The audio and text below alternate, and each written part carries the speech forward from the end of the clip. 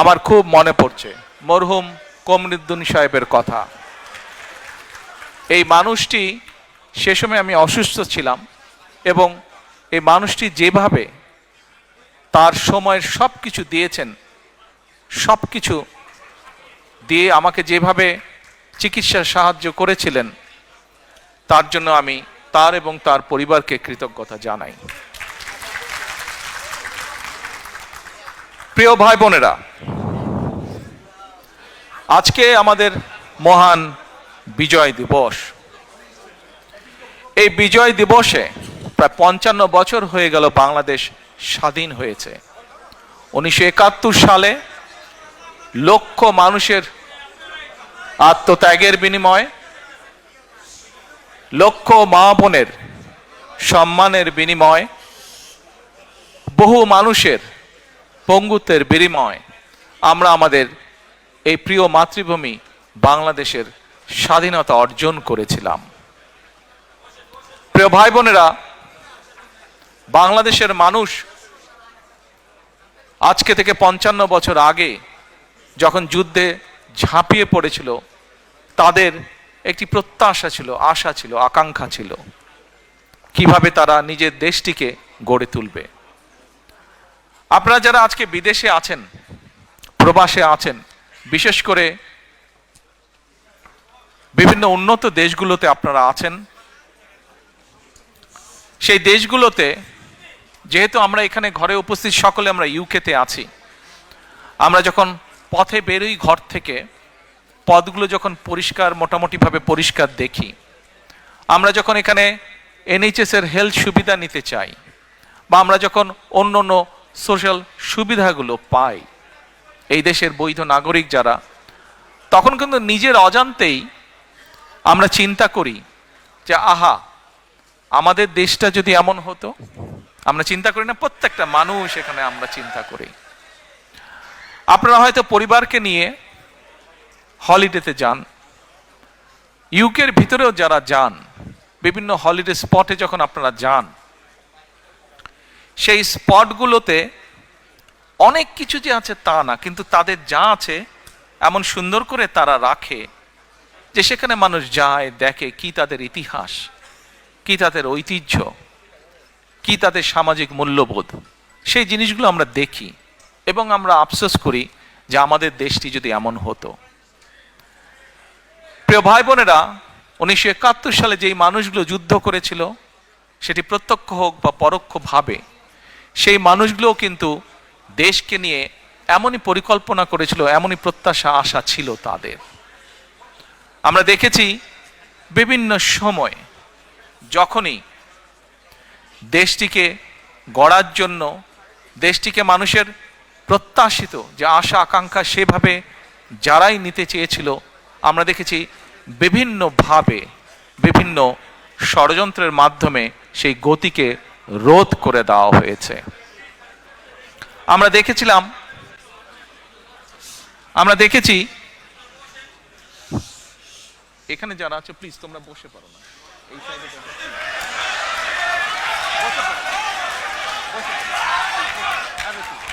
ফ্লোরে বসে পারো।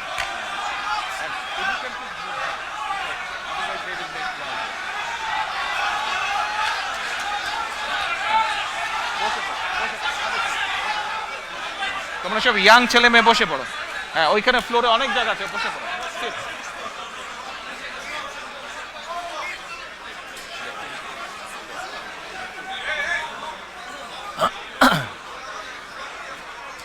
প্রিয় ভাই বোনেরা, বিভিন্ন সময় বিভিন্ন ষড়যন্ত্র হয়েছে। আমরা দেখেছি স্বাধীনতা যুদ্ধের পরে যখন নতুন দেশটি আমরা পেলাম, তখন মানুষ আশায় বুক বেঁধেছিল যে এই দেশে গণতন্ত্রের চর্চা হবে, গণতন্ত্রের ওখানে বসো, তুমি ওখানে বসো, গণতন্ত্রের চর্চা হবে এবং গণতন্ত্রের চর্চার মাধ্যমে ধীরে ধীরে দেশ এবং জাতি এগিয়ে যাবে। হঠাৎ করে আমরা দেখেছি বাকশাল চলে আসলো। আমি এত ডিটেল স্টোরিতে যাব না, কম বেশি আপনাদের ধারণা আছে। গণতন্ত্রের, মানুষের অধিকার, ভোটের অধিকার সবকিছুকে টুটি চেপে ধরা হলো। পরবর্তীতে শহীদ রাষ্ট্রপতি জিয়াউর রহমান যখন দেশ পরিচালনার দায়িত্ব পেলেন জনগণের পক্ষ থেকে, আমরা দেখেছি আবার বহুদলীয় গণতন্ত্র চালু হলো দেশে ধীরে ধীরে। মানুষ কথা বলার অধিকার ফিরে পেল। সংবাদপত্রগুলো ধীরে ধীরে প্রকাশিত হতে লাগলো। সংবাদপত্রগুলো আস্তে আস্তে গঠনমূলক সমালোচনা শুরু করলো সরকারের। জনগণের প্রত্যাশা প্রতিফলিত হতে লাগলো সংবাদপত্রতে, বিভিন্ন আলোচনা অনুষ্ঠান, বিভিন্ন সেমিনারে। আমরা দেখলাম 1974 সালে যে দুর্ভিক্ষ হলো, শহীদ রাষ্ট্রপতি জিয়াউর রহমানের সময় দেখলাম দুর্ভিক্ষ অবস্থা থেকে কাটিয়ে দেশ একটা উৎপাদনমুখী রাজনীতি শুরু করলো। এখানে অনেক সিনিয়র মানুষ আছেন, অনেকেই হয়তো কম বেশি বই পড়ে জেনেছেন, বিভিন্ন ডকুমেন্ট থেকে জেনেছেন, শহীদ রাষ্ট্রপতি জিয়াউর রহমানের সময় খাদ্য উৎপাদন শুধু দ্বিগুণই হলো না, আমরা দেশ থেকে খাদ্য রফতানিও পর্যন্ত করে পেরেছিলাম। হতে পারে অল্প ছিল, কিন্তু করেছিল। বাংলাদেশের মতন একটি দেশ বিদেশে চাল পর্যন্ত রফতানি করেছিল, উদ্বৃত্ত চাল। প্রিয় ভাই বোনেরা, আমরা দেখেছি কিভাবে ধীরে ধীরে সেই সময় গড়ে উঠেছিল মিল, কলকারখানা, যেখানে উৎপাদিত হতে লাগলো বিভিন্ন দ্রব্য, যেখানে আস্তে আস্তে মানুষের কর্মসংস্থান ব্যবস্থা হতে লাগলো। তার ফলে ধীরে ধীরে মানুষের অর্থনৈতিক যে মেরুদণ্ড, সেই অর্থনৈতিক মেরুদণ্ড মজবুত হওয়া ধরল। কিন্তু আমরা কি দেখলাম 1981 সালে?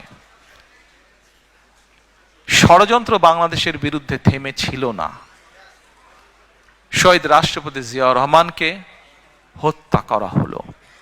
হত্যা করার মাধ্যমে দেশের গণতন্ত্রের গতি, গণতন্ত্রের চর্চা, দেশে মানুষের অর্থনৈতিক ভাগ্য উন্নয়নের যে চাকা, সেটিকে স্তব্ধ করে দেওয়া হলো, বন্ধ করে দেওয়া হলো।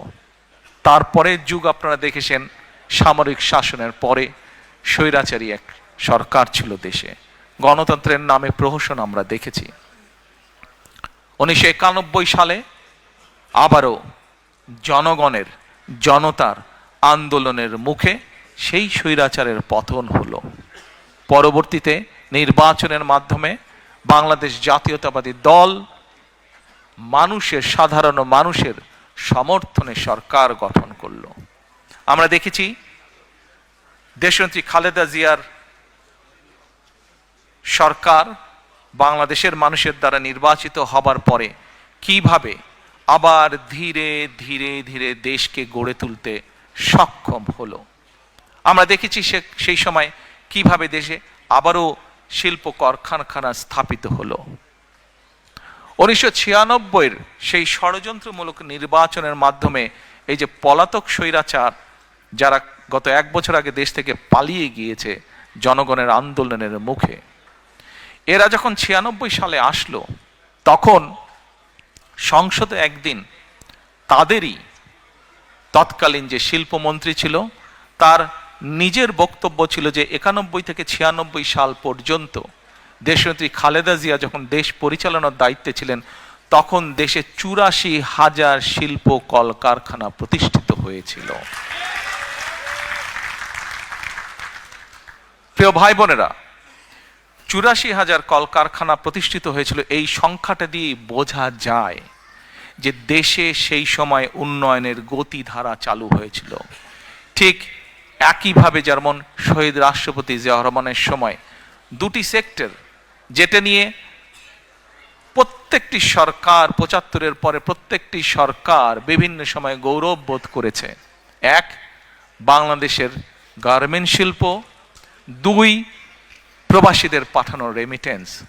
এটিও কিন্তু বিএনপি সরকারের করে যাওয়া, জিয়াউর রহমানের করে যাওয়া। প্রিয় ভাই বোনেরা, দেশনেত্রী খালেদা জিয়ার সময় আমরা কি দেখলাম? যেমন দেখলাম 84,000 শিল্প কারখানা স্থাপিত হলো। দেশের গ্রামগঞ্জের রাস্তাঘাটগুলো আস্তে আস্তে পাকা হওয়া ধরলো। স্কুল কলেজগুলোতে আস্তে আস্তে লেখাপড়া শুরু হলো। গ্রামের শিশুদের জন্য, ভবিষ্যৎ প্রজন্মদের জন্য আস্তে আস্তে স্কুল কলেজ স্থাপিত হওয়া ধরলো, নতুন নতুন স্কুল কলেজ। একইভাবে আমরা দেখলাম একটি বিশাল সংস্কার, বাংলাদেশের জনসংখ্যার মোটামুটি সকল সময়, সেই সময় 91 সালে খুব সম্ভব জনসংখ্যা ছিল অ্যাবাউট 15-16 কোটির মতন বোধহয়, না 12-13 কোটির মতন ছিল। তখনও জনসংখ্যার অর্ধেক ছিল নারী। এই অর্ধেক জনসংখ্যাকে যদি আমরা আমাদের পুরো অর্থনৈতিক ব্যবস্থা, আমাদের শিক্ষা ব্যবস্থার মধ্যে না আনি, কোনোভাবেই দেশকে গড়ে তোলা সম্ভব না। এবং আমরা তাই দেখলাম দেশনেত্রী বেগম খালেদা জিয়া মেয়েদের স্কুল কলেজে শিক্ষা ব্যবস্থা, বিনা বেতনের শিক্ষা ব্যবস্থা চালু করলেন।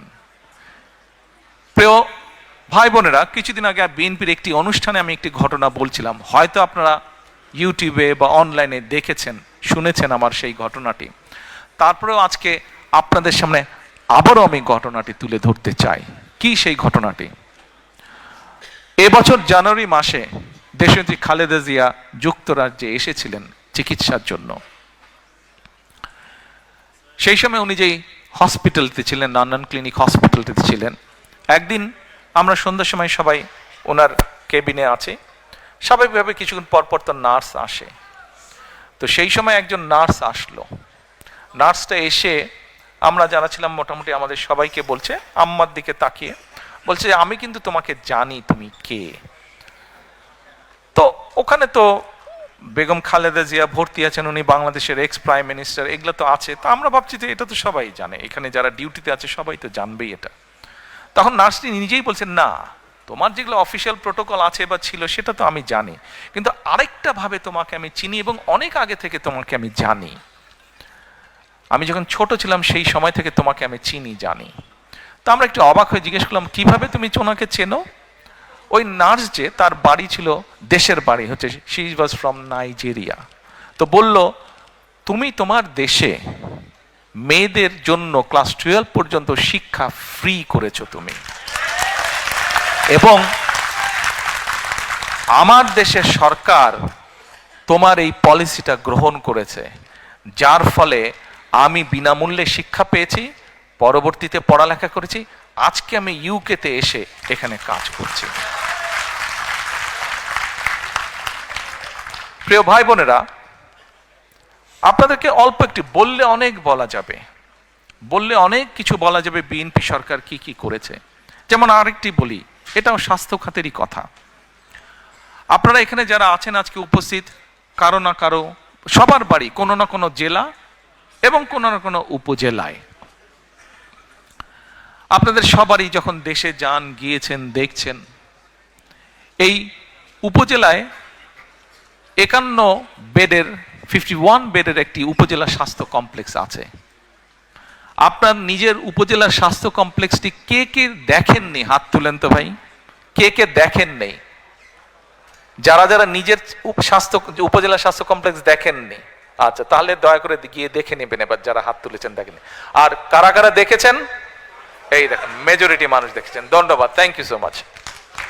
এখন এই যে উপজেলা স্বাস্থ্য কমপ্লেক্স, এই উপজেলা 51 বেডের যেটা, এটির 31 বেড করেছিলেন শহীদ রাষ্ট্রপতি জিয়া রহমান, তার আগে ওখানে কিচ্ছু ছিল না। এবং পরবর্তীতে যেই 20 বেড অ্যাড হয়েছে, পরবর্তীটা করেছে আপনাদের এই সরকার, দেশনেত্রী খালেদা জিয়া সরকার। আমাদের প্রশ্ন এখনো, এই যে স্বৈরাচার ছিল তারা কিছু জিনিস বানিয়েছিল, কিন্তু সাধারণ মানুষ যখন অসুস্থ হয়, গ্রাম পর্যায়ে, ইউনিয়ন পর্যায়ে, উপজেলা পর্যায়ে, তারা কিন্তু উপজেলা স্বাস্থ্য কমপ্লেক্সে যায়, অন্য জায়গায় কোথাও যায় না তারা চিকিৎসার জন্য। তার মানে মানুষ, প্রান্তিক মানুষ চিকিৎসার জন্য যতটুকু সুবিধা পাচ্ছে, তারা যে যাচ্ছে, তারা কিন্তু সেই বিএনপি যে করে আসছে সেখানেই তারা যাচ্ছে। প্রিয় ভাই বোনেরা, খুব সংক্ষেপে আমি কয়েকটি উদাহরণের মাধ্যমে আপনাদের সামনে কিছু কথা উপস্থাপন করলাম। আমরা বিগত 16 বছর, 2008 থেকে এবং বিশেষ করে 14 সালের পর থেকে 5ই আগস্ট, 4 আগস্ট পর্যন্ত বাংলাদেশ জাতীয়তাবাদী দল, বাংলাদেশ জাতীয়তাবাদী দলের লক্ষ লক্ষ নেতা কর্মী রাজপথে ছিলাম। আমরা কেন রাজপথে ছিলাম? আমরা রাজপথে ছিলাম এই দেশের মানুষের রাজনৈতিক অধিকার, কথা বলার অধিকার, ভোটের অধিকার প্রতিষ্ঠা করার জন্য। আমাদের সাথে আমরা যে শুধু একা ছিলাম তা না, আমাদের সাথে আরো কিছু রাজনৈতিক দল ছিল। কে ছোট কে বড় সেটি কথা না, মূল কথাটি হচ্ছে অত্যাচার, নির্যাতন, অবৈধ ক্ষমতা দখলদারির বিরুদ্ধে আমরা বিএনপি সহ অনেকগুলো রাজনৈতিক দল সে সময় রাজপথে ছিলাম। এই রাজপথে থাকতে গিয়ে আমাদের হাজারের মতন নেতাকর্মী গুমের শিকার হয়েছে, আরো হাজারেরও বেশি নেতাকর্মী খুনের শিকার হয়েছে। আমাদের ৬০ লক্ষের মতন নেতাকর্মী বিভিন্ন নির্যাতন, অত্যাচার, হামলার শিকার হয়েছে। আপনাদের মধ্যে হয়তো এখানে বহু মানুষ আছেন যারা নির্যাতনে অত্যাচারিত হয়ে দেশ থেকে এখানে চলে আসতে বাধ্য হয়েছিলেন। শুধু ইউকে না, ইউরোপের বহু দেশে আছে, মধ্যপ্রাচ্যের বহু দেশে আছে, মালয়েশিয়ায় বহু দেশ আছে, আমেরিকায় বহু দেশে বহু আমাদের নেতাকর্মী আছে যারা হয়তো বাধ্য হয়ে চলে গিয়েছিল দেশ ছেড়ে। প্রিয় ভাই বোনেরা, যুগেরও বেশি সময় ধরে বাংলাদেশ জাতীয়তাবাদী দল আন্দোলন করেছে। আমরা ৫ই আগস্ট যেই স্বৈরাচারকে বাংলাদেশ থেকে বিদায় করেছি, ঝেঁটিয়ে বের করে দেওয়া হয়েছে দেশ থেকে, জনগণের ভয় যে পালিয়ে গিয়েছে দেশ থেকে, এটির ক্রেডিট, এটির অর্জন কোনো রাজনৈতিক দলের নয়। এটির অর্জন সম্পূর্ণভাবে বাংলাদেশের সাধারণ মানুষের ক্রেডিট। এটি আপনারা যদি অগাস্টের সেই দিনগুলো, জুলাইয়ের শেষ দিনগুলো যদি আপনারা দেখেন, শুধু কি রাজনৈতিক দলের নেতৃবৃন্দ মাঠে ছিল, রাজনৈতিক কর্মীরা মাঠে ছিল দলের? নো। সেদিন আমরা দেখেছি একজন রিক্সা চালক মাঠে, আমরা দেখেছি সিএনজি চালক মাঠে, আমরা দেখেছি ক্ষুদে ব্যবসায়ী মাঠে, আমরা দেখেছি স্কুল শিক্ষক মাঠে, আমরা দেখেছি ডাক্তার নার্স মাঠে, আমরা দেখেছি বিভিন্ন কলেজ, বিশ্ববিদ্যালয়ের, প্রাইভেট ইউনিভার্সিটি, স্কুল শিক্ষক, ছাত্র ছাত্রীরা মাঠে, আমরা দেখছি গৃহিণীরা পর্যন্ত রাজপথে, আমরা দেখেছি শিশুরা পর্যন্ত রাজপথে। প্রত্যেকটি মানুষের স্যাক্রিফাইস, প্রত্যেকটি মানুষের অবদান, প্রত্যেকটি মানুষের সাহসিকতার ফলেই সেই আন্দোলন সেদিন সফল হয়েছিল। প্রিয় ভাই বোনেরা, আন্দোলন ইনশাআল্লাহ আলহামদুলিল্লাহ সফল হয়েছে, কিন্তু আন্দোলন সফল হবার সফলতা হচ্ছে একটি অধ্যায়। একটি অধ্যায়। বিজয় করা অনেক সময় বিজয় করা যায়, কিন্তু বিজয়ের সফলতা ধরে রাখা আরো কঠিন। প্রিয় ভাই বোনেরা, যেই কথাটা দিয়ে শুরু করেছিলাম, একটি কথা বলেছিলাম শুরুর দিকে, আমরা যারা ইউকেতে থাকি যখন ঘর থেকে বের হই, এই দেশের অনেক কিছু দেখলে মনে হয় আহা, আমার দেশটা কেন এমন না। প্রিয় ভাই বোনেরা, আমার দেশটি, আমাদের দেশটি যদি গড়ে তুলতে হয় আমাদের প্রত্যাশার মতন, তাহলে তো কাজ আমাদেরকেই করতে হবে, তাই নয় কি? আমাদেরকেই তো, বাংলাদেশের মানুষকে যারা আমরা বাংলাদেশি, আমাদেরকে মিলেই তো কাজটি গড়ে তুলতে হবে, দেশকে গড়ে তুলতে হবে। প্রিয় সহকর্মীবৃন্দ, ষড়যন্ত্র চলছে। ষড়যন্ত্রকারীরা কিন্তু তাদের সেই ৭১-এ যারা ষড়যন্ত্র করেছিল, ৭৫-এ যারা ষড়যন্ত্র করেছিল, ৭ই নভেম্বরে পরাজিত হয়েছিল, ৮১-তে যারা ষড়যন্ত্র করেছিল, ৯৬-তে যারা ষড়যন্ত্র করেছিল, পরবর্তীতে যারা ষড়যন্ত্র করেছে, তাদের ষড়যন্ত্র কিন্তু থেমে নেই। এবং বাংলাদেশ জাতীয়তাবাদী দল একটি দায়িত্বশীল দল হিসাবে আমাদের এবং আমাদের প্রতিটি পর্যায়ের নেতাকর্মীর পবিত্র দায়িত্ব হচ্ছে বাংলাদেশের মানুষকে সাথে নিয়ে সচেতন করার মাধ্যমে সজাগ এবং সতর্ক থাকা, এবং বাংলাদেশের মানুষকে সজাগ এবং সতর্ক রাখা এই ষড়যন্ত্রের বিরুদ্ধে। প্রিয় ভাই বোনেরা, স্বৈরাচারকে আমরা বিদায় করেছি 16 বছর ধরে, এবং এর আগে বিভিন্ন সময় বাংলাদেশের মানুষ, সে রাজনৈতিক দলের নেতা বা কর্মী হোক অথবা একজন সাধারণ মানুষ যে তার দেশকে ভালোবাসে, এরকম বহু মানুষ অকাতরে জীবন বিলিয়েছে শুধুমাত্র দেশটিকে একটি সঠিক জায়গায় নিয়ে আসার জন্য, শুধুমাত্র দেশের মানুষের গণতান্ত্রিক অধিকারকে প্রতিষ্ঠিত করার জন্য। আজ একটি সময় এসেছে, আগামী 2 মাস পরে দেশে একটি নির্বাচন, বহুল প্রত্যাশিত একটি নির্বাচন, যে নির্বাচনে মানুষ নিজে ঘর থেকে বেরিয়ে নিরাপদে যাবে, স্বাচ্ছন্দ্যে ভোট দিবে তার ইচ্ছা মতন। এরকম একটি প্রত্যাশিত দিন সামনে অপেক্ষা করছে। প্রিয় সহকর্মীবৃন্দ, আমরা যেরকম একটি দায়িত্বশীল রাজনৈতিক দল হিসাবে আজকে আমাদের দায়িত্ব যেমন বাংলাদেশের বিরুদ্ধে, বাংলাদেশের মানুষের স্বাধীনতা, সার্বভৌমত্ব, গণতান্ত্রিক অধিকার, ভোটের অধিকার, অর্থনৈতিক স্বাধীনতার বিরুদ্ধে যারা ষড়যন্ত্র করছে তাদের বিরুদ্ধে যেমন বাংলাদেশের মানুষকে সতর্ক রাখা, সজাগ রাখা, একই সাথে প্রিয় ভাই বোনেরা, আমাদের একটি অন্যতম গুরুত্বপূর্ণ দায়িত্ব হচ্ছে দেশের মানুষের সামনে পরিকল্পনা দেওয়া। আমাদের মধ্যে অনেকেই বক্তব্যে বলেন আমরা এই স্বপ্ন দেখছি, আমরা সেই স্বপ্ন দেখছি। আমি ভাই স্বপ্নের মধ্যে নাই, আমি কোনো স্বপ্নের মধ্যে নেই। আমরা আছি পরিকল্পনার মধ্যে। আমরা পরিকল্পনা করব, আমরা পরিকল্পনা বাস্তবায়ন করব। এই আস্তে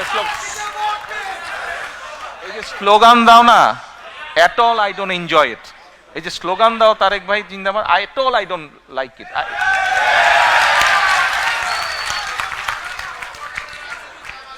আচ্ছা, এখন আমরা কোন স্বপ্নের মধ্যে থাকতে চাই না। স্বপ্ন দেখতে দেখতে দেশ থেকে প্রতি বছর $16 বিলিয়ন পাচার হয়ে গিয়েছে।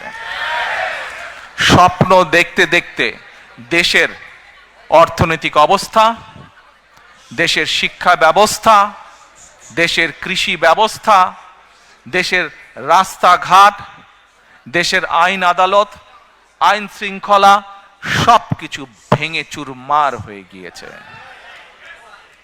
প্রিয় ভাই বোনেরা, আপনারা যদি একটু রিসার্চ করেন আপনাদের মতন করে, দেখবেন প্রথম যখন শহীদ রাষ্ট্রপতি জিয়াউর রহমান দেশ পরিচালনার দায়িত্ব পেলেন, তার আগে কি অবস্থা ছিল দেশের? সেই খাদের কিনারা থেকে উনি তুলে নিয়ে এসেছিলেন দেশকে। আবারও 90-এ স্বৈরাচারের পতনের পরে যখন দেশনেত্রী খালেদা জিয়া দেশ পরিচালনার দায়িত্ব পেলেন, আবারও ধীরে ধীরে পরিশ্রম করার মাধ্যমে দেশকে একটি অবস্থানে তুলে নিয়ে এসেছেন। এটি হতে পারে প্রকৃতি বলেন, ইতিহাস বলেন, বাস্তবতার একটি নির্মম চিত্র, বা কিভাবে বলবো আমি নিজেও ঠিক জানি না। বাট বাস্তবতা হচ্ছে যখনই এই দেশের স্বাধীনতা, সার্বভৌমত্ব হুমকির সম্মুখীন পড়েছে, যখনই এই দেশের স্বাস্থ্য ব্যবস্থা বলেন, অর্থনৈতিক ব্যবস্থা বলেন, সবকিছু ভেঙে পড়ার উপক্রম হয়েছে, তখনই সেই দায়িত্বটা, সেই কঠিন দায়িত্বটা এসে পড়ে বিএনপির উপরে। প্রিয় ভাই বোনেরা, আমরা দৃঢ়ভাবে বিশ্বাস করি বাংলাদেশ জাতীয়তাবাদী দল, বিএনপির প্রতিটি নেতাকর্মী, শহীদ জিয়া, দেশনেত্রী খালেদা জিয়ার প্রতিটি সৈনিক, আমরা দৃঢ়ভাবে বিশ্বাস করি যে ইনশাল্লাহ আগামী ফেব্রুয়ারি মাসে যে নির্বাচন, সে নির্বাচনে বাংলাদেশের মানুষের সমর্থন নিয়ে বাংলাদেশ জাতীয়তাবাদী দল সরকার গঠন করতে সক্ষম হবে। এক মিনিট, সমস্যা তো তারপরে, বিপদ কিন্তু তারপরে। আপনারা যারা খুব খুশিতে তালি দিলেন, হ্যাঁ খুশি আপনারা হতেই পারেন, দেশের মানুষের সমর্থন নিয়ে যদি আমরা ইনশাল্লাহ সরকার গঠন করতে পারি, অবশ্যই আমরা দেশের মানুষের কাছে প্রতি যেরকম আমাদের কৃতজ্ঞতা থাকবে, একইভাবে তাদের কাছে আমাদের দায়বদ্ধতা থাকবে, জবাবদিহিতা থাকবে। এই মুহূর্তে দেশের যে শিক্ষা ব্যবস্থা, দেশের যে স্বাস্থ্য ব্যবস্থা, দেশের যে অর্থনৈতিক ব্যবস্থা, ব্যবসা বাণিজ্যের যে অবস্থা, ব্যাংকগুলোর যে অবস্থা, প্রত্যেকটি বিষয়, ইউ নেম এনি সাবজেক্ট, যেই অবস্থা প্রত্যেকটি মানুষের সাথে রিলেট করে, মানুষের জীবনযাত্রার সাথে রিলেট করে, প্রত্যেকটি অবস্থার অত্যন্ত শোচনীয় অবস্থা, প্রত্যেকটি ক্ষেত্রে অত্যন্ত শোচনীয় অবস্থা। আমরা বিশ্বাস করি, আমরা শহীদ জিয়া, দেশনেত্রী খালেদা জিয়ার সৈনিক যারা, আমরা বিশ্বাস করি ইনশাল্লাহ মানুষের সমর্থন নিয়ে আমরা সরকার গঠন করতে সক্ষম হব। কিন্তু সামনের পথ অসম্ভব অসম্ভব কঠিন, অসম্ভব কঠিন। এবং এই কঠিন পথ যদি পাড়ি দিতে হয়, অনেকে অনেক বড় বড় সুন্দর সুন্দর ভালো ভালো কথা বলতে পারবে, কিন্তু আমাদেরকে পরিকল্পনা গ্রহণ করতে হবে যদি এই কঠিন পথ আমরা অতিক্রম করতে চাই। আমাদের কি পরিকল্পনা গ্রহণ করতে হবে? এরকম কয়েকটি পরিকল্পনার কথা আপনাদের সামনে আমি আজকে তুলে ধরতে চাই। সময় পাবো? Thank you. না সারা রাত না ভাই, আমারও সকালে কাম আছে, আপনাদেরও কাম আছে। এখন কয়েকটি আপনাদের সামনে আমি তুলে ধরবো। আপনাদের নিশ্চয়ই মনে আছে প্রিয় ভাই বোনেরা, আপনাদের নিশ্চয়ই মনে আছে আজকে থেকে যখন বাংলাদেশের মানুষের, বাংলাদেশের ঘাড়ে ওই পলাতক পতিত স্বৈরাচার চেপে বসেছিল, ঠিক সেই সময় আপনাদের দল বিএনপি বাংলাদেশে আজকে থেকে প্রায় 2.5 বছর আগে, তখন কেউ জানতো না যে কবে, আমরা প্রত্যেকে দৃঢ়ভাবে আত্মবিশ্বাসী ছিলাম যে স্বৈরাচারকে পড়তে হবে, তাকে চলে যেতে হবে। কবে হয়তো এক্সাক্ট ডেট আমরা তখনও সেভাবে নির্ধারিত ছিল না। স্বৈরাচার পতনের 2.5 বছর আগে বাংলাদেশের মানুষের সামনে আমরা 31 দফা সংস্কার কর্মসূচি উপস্থাপন করেছিলাম। মনে আছে আপনাদের? Yes. তখন অনেকে হেসেছিল। আর আজকে যারা, কাউকে আমি আঘাত করে কথা বলতে চাই না, কাউকে অসম্মান করে কথা বলতে চাই না, কিন্তু আজকে বহু মানুষ সংস্কার নিয়ে কথা বলছে। ভেরি গুড, বলুন, আমরা চাই আপনারা বলুন। কারণ আমাদের 31 দফাতে আমরা বলেছি এটার থেকে বেটার যদি কিছু দেন, এটা থেকে নতুন কিছু যদি আপনারা কেউ উপস্থাপন করেন, আমরা সানন্দে তা গ্রহণ করব। সেই 31 দফার মধ্যে আমরা বলেছি যে 31টে দফা আমরা বিশ্বাস করি, শহীদ রাষ্ট্রপতি জিয়াউর রহমান 19 দফা দিয়েছিলেন। সেই 19 দফাকে আরো সময়ে, পরিস্থিতি, সবকিছুর পরিবর্তনের কারণে সেটিকে আমরা কিছুটা আরো পরিবর্তন করে আরো সুন্দরভাবে আমরা উপস্থাপন করেছি, যার ভিত্তিতে আমরা দেশ পরিচালনা করতে চাই ইনশাআল্লাহ। এখন এই 31 দফার ভেতর থেকে আমরা আরো কয়েকটি বিষয়কে আলাদা করে বের করে নিয়ে এসেছি। এই 31 দফার ভেতরে সাংবিধানিক বিষয় আছে, এই 31 দফার ভেতরে আইনগত বিষয় আছে, এই 31 দফার ভেতরে আপনার, আমার, আমাদের সকলের বেঁচে থাকার মৌলিক অধিকারের নিশ্চয়তা কিভাবে প্রদান করা যায় তার কিছু ডাইরেকশন বা পরিকল্পনা আছে। যেমন, আস্তে হাততালি পরে দিই আমরা, যেমন আসুন 31 দফার মধ্যে বাই নাও আপনারা শুনেছেন, দেখেছেন, আমরা একটি কার্ড ইন্ট্রোডিউস করতে চাই, যেটার নাম আমরা দিয়েছি ফ্যামিলি কার্ড। বাই নাও আপনারা শুনেছেন। এখন এই ফ্যামিলি কার্ডটা কি, নাম হয়তো আপনারা শুনেছেন অনেকে, কেউ কেউ হয়তো আপনারা এখানে যারা আজকে উপস্থিত আছেন কেউ কেউ হয়তো আপনারা জানেন, আচ্ছা ফ্যামিলি কার্ড দিয়ে কি হবে না হবে। এই ফ্যামিলি কার্ডটা কেন ইন্ট্রোডিউস করতে চাই, কি এটার লক্ষ্য উদ্দেশ্য, সংক্ষেপে আপনাদের সামনে আমি তুলে ধরতে চাই। এবং আপনাদের কাছে যেটা তুলে ধরবো, আপনাদের প্রতি আমার অনুরোধ থাকবে আপনারা এই কথাগুলো আরো মানুষের কাছে পৌঁছে দিবেন। আসুন এবার ফ্যামিলি কার্ডটি কি আমরা সংক্ষেপে বিবেচনা করি, দেখি আমরা। এটি আমরা যে ব্যাংক কার্ড ব্যবহার করি, এটি ব্যাংক কার্ডের মতন একটি কার্ড। এখন এই কার্ডটি আমরা কাকে দেব? এই কার্ডটি আমরা দেব বাংলাদেশে এই মুহূর্তে অ্যাভেলেবল যত ডাটা আছে সেই ডাটার ভিত্তিতে আমরা দেখেছি বাংলাদেশে 4 কোটি পরিবার আছে। সেটি আমার পরিবার, আপনার পরিবার, একজন কৃষকের পরিবার, একজন ইমামের মসজিদের ইমাম সাহেবের পরিবার, একজন প্রাইমারি স্কুল শিক্ষকের পরিবার, একজন ক্ষুদ্র মুদির দোকানদার, একজন রিক্সা চালক, ভ্যান চালক, যেভাবেই আপনি ধরেন বাংলাদেশে 4 কোটি পরিবার আছে। আমরা প্রথমে এই কার্ডটি দেওয়া শুরু করব গ্রাম থেকে, যারা মোর ডিজার্ভ করে। আচ্ছা, এই কার্ডটি আমরা দিব পরিবারের যে গৃহিণী, পরিবারের যে কর্ত্রী বা হাউস ওয়াইফ, আমরা তাকে এই কার্ডটি দেব। আচ্ছা, আস্তে তালি পরে তালিয়া পরে কার্ডটি আমরা তাকে দেব। দেখুন, দেশনেত্রী বেগম খালেদা জিয়া দেশের অর্ধেক যে নারী সমাজ তাদেরকে উনি শিক্ষার আলো পৌঁছে দিতে চেয়েছিলেন। বহুলাংশে আলহামদুলিল্লাহ আমরা সফল হয়েছি। আজকে যদি আমরা স্কুল কলেজগুলো দেখি, আমরা দেখি যে ক্ষেত্র বিশেষে ছেলেদের থেকে মেয়েদের এনরোলমেন্ট অনেক বেশি। শিক্ষা দীক্ষায় বিভিন্ন জায়গায় মেয়েরা অনেক এগিয়ে গিয়েছে। নেপোলিয়ন বলেছিল, আমাকে শিক্ষিত মা দাও, আমি তোমাদেরকে শিক্ষিত জাতি দেব। প্রিয় ভাই বোনেরা, এই কার্ডটি ইনিশিয়ালি আমরা ধীরে ধীরে 4 কোটি পরিবারের, আমাদের প্ল্যান অনুযায়ী 4 কোটি পরিবারকে দেব। বাট এই 4 কোটি পরিবারের মধ্যে আমিও আছি, আমার স্ত্রী ডক্টর জুবাইদাও আছেন। কিন্তু ডক্টর জুবাইদা এই কার্ডটি নেবেন না। কেন?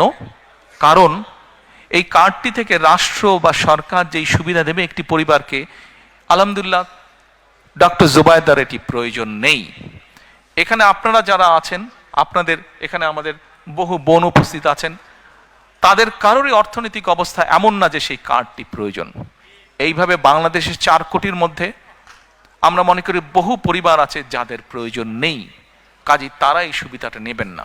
তার ফলে যেটা হবে, আমরা যারা সঠিক মানুষ, এটি কিন্তু আমরা জেনারেল রাখছি, আর কার্ডটা ইউনিভার্সাল রাখছি।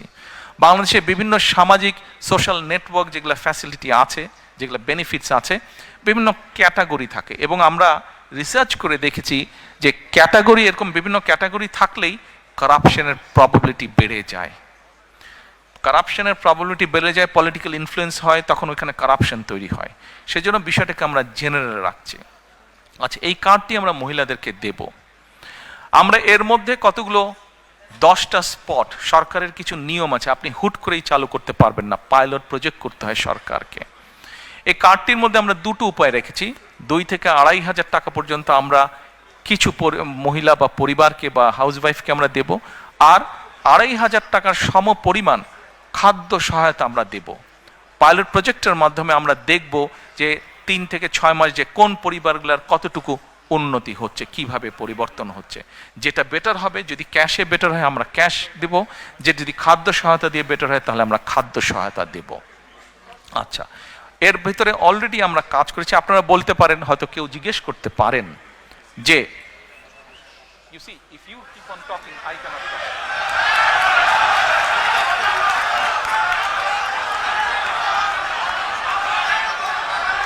বসেন, আপনারা বসুন, তোমরা উঠে বসো, বসো, আস্তে আস্তে আস্তে আস্তে আস্তে আস্তে আস্তে আস্তে। আচ্ছা, এখন আপনাদেরকে যে পরিকল্পনা, 1 মিনিট ভাইরা, 1 মিনিট ভাইরা, ভাই please have a seat, you are a tall man, everyone can see you, sit. আপনাদেরকে যে একটি ফ্যামিলি কার্ডের পরিকল্পনা বলুন বা গল্পই বলুন, যা বলছি ভালো লাগছে শুনতে? কন্টিনিউ করব? ওকে, ঠিক আছে। তা এখন এই কার্ডের আপনারা হয়তো কেউ জিজ্ঞেস করতে পারেন যে ভাই দলের লোকজন দিয়ে করলেন, তাদের রিসার্চ আর কতটুকু কারেক্ট হবে? এখানেই ভুল। শুধুমাত্র দলের লোক দিয়ে আমরা রিসার্চ করিনি।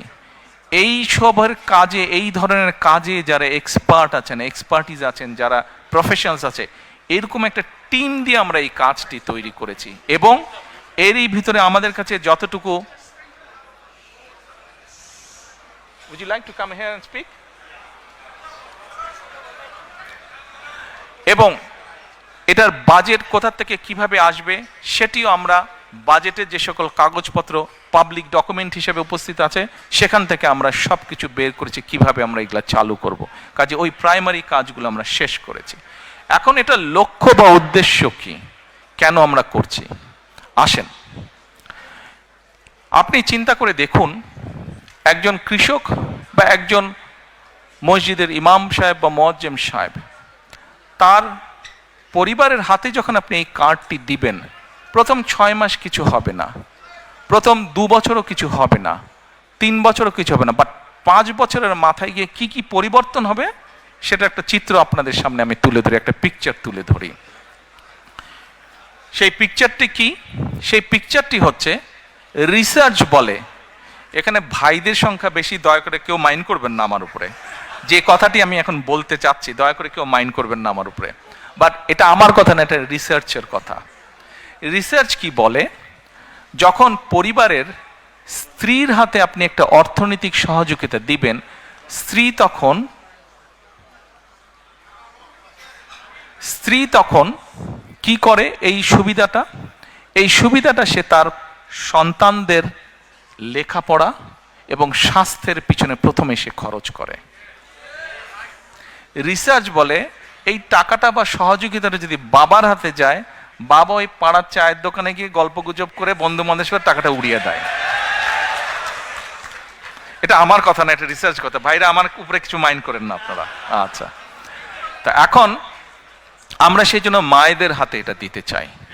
মা এই অর্থটা দিয়ে তার সন্তানদের স্বাস্থ্য যেরকম খেয়াল রাখতে পারবে, একই সাথে সে তার লেখাপড়া, বাচ্চাদের লেখাপড়ার দিকে মনোযোগ দেবে। তারপরে তার হাতে যখন খরচ বেঁচে যায়, এই খরচটা তখন কি করে, সে ছোট ছোট ইনভেস্ট করে, যেখান থেকে তার পরিবারের এক্সট্রা ইনকাম আসবে, যার ফলে হবে কি, ওই টাকাটা, ওই অর্থটা, সেটা 500 টাকা হোক, 1000 টাকা হোক, ওটাই লোকাল ইকোনমিতে তখন টাকাটা আস্তে আস্তে ইকোনমিতে ঘুরতে থাকে এবং লোকাল ইকোনমি আস্তে আস্তে আস্তে আস্তে স্ট্রেংথেন, স্ট্রং হতে থাকে।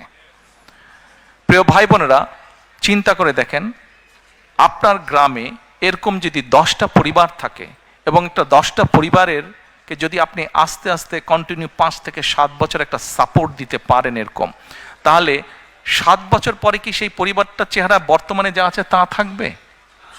নিশ্চয় একটু তো বেটার হবে না? তাহলে একটা গ্রামে যদি 10টা পরিবার থাকে, সেই 10টা পরিবার যখন অর্থনৈতিকভাবে একটা শক্তিশালী অবস্থানে দাঁড়াবে, স্বাস্থ্য, হেলথ ওয়াইজ যখন শক্তিশালী হবে এবং এডুকেশন ওয়াইজ যখন একটি গ্রাম শক্তিশালী হবে, তখন পুরো গ্রামটা একটা বেটার গ্রাম হবে। এইভাবে গ্রাম, এইভাবে উপজেলা, এইভাবে জেলা, এইভাবে বিভাগ, এভাবে সারা বাংলাদেশ এক সময় গিয়ে একটা স্ট্রেংথেন অবস্থায়, শক্তিশালী অবস্থায় দাঁড়াবে। এই হলো ফ্যামিলি কার্ডের গল্প।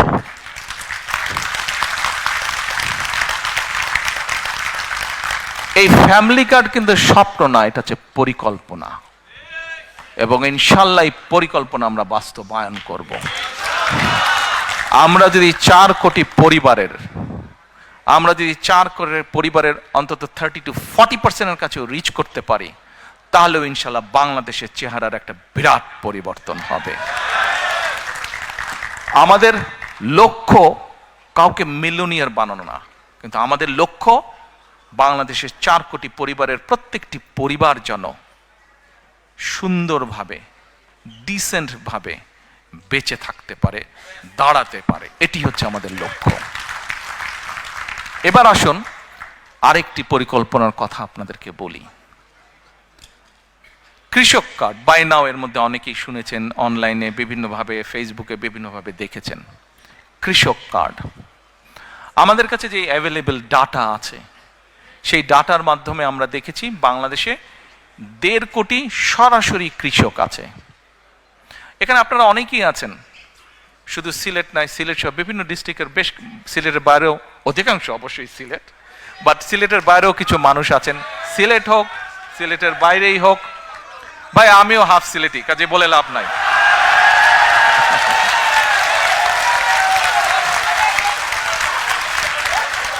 আচ্ছা,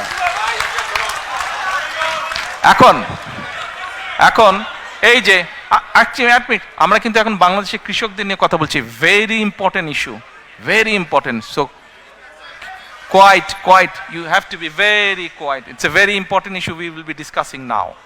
আচ্ছা, বাংলাদেশে প্রায় 1.5 কোটি কৃষক আছে যারা সরাসরি কৃষক। এই ক্যামেরাম্যান, আপনি ভাই একটু ডিস্টার্ব করছেন, আপনি একটু ডিস্টার্ব করছেন, আপনি অনেককে ডিস্টার্ব করছেন। জি, বাংলাদেশে 1.5 কোটি কৃষক আছে।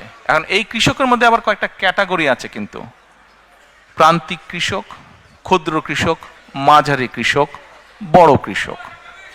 এখন এই 1.5 কোটি কৃষকের মধ্যে প্রায় কয়েক লক্ষ হবে বড় কৃষক, বাকি ম্যাক্সিমামে কিন্তু প্রান্তিক, ক্ষুদ্র, মাঝারি কৃষক। এখন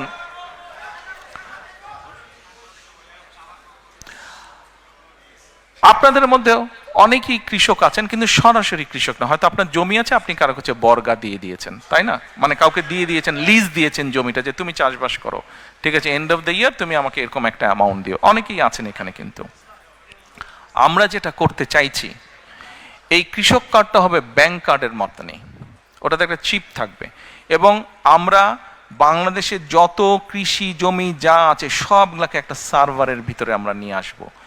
কোন কৃষক কোথায়, তার নাম কি, সে কতটুকু জমি ওন করছে, নাকি সেটার সে লিজ নিয়েছে, লিজ নেক অথবা ওন করুক, সেটাতে সে কি কি চাষ করছে। কোনো জায়গায় বছরে 2টো ক্রপ হয়, কোনো জায়গায় বছরে 3টে ক্রপ হয়, কোনো জায়গায় 1টা ক্রপ হয়। কাজেই তার কোন কি ক্রপ হচ্ছে সেই হিসাবও আমরা পুরা রেডি করব। আচ্ছা, এখন রেডি করে যেটা আমাদের টার্গেট বা এইম, আমাদের যার একটা হয়তো একটা হচ্ছে ফসল, যার 2টো হচ্ছে, তাকে আমরা যে কোনো একটা ফসলের ফুল সাপোর্টটা দেওয়ার চেষ্টা করব। তাকে আমরা তার যেটা রিকোয়ার্ড সিড, ফার্টিলাইজার, পেস্টিসাইড, এই পুরা সাপোর্টটা তাকে আমরা দেব 5 to 7 years টাইম। এবং আমাদের রিসার্চ আমাদেরকে বলছে যে 5 to 7 years ধরে যদি আমরা এই সাপোর্টটা মোটামুটিভাবে কন্টিনিউ করতে পারি, তাহলে কৃষকদের যে অর্থনৈতিক মেরুদণ্ড, ইকোনমিক স্ট্রেংথ, এটা স্ট্রং হবে। আজকের যে ক্ষুদ্র কৃষক হয়তো সে মাঝারি কৃষক হবে, যে প্রান্তিক কৃষক সে ক্ষুদ্র কৃষক হবে।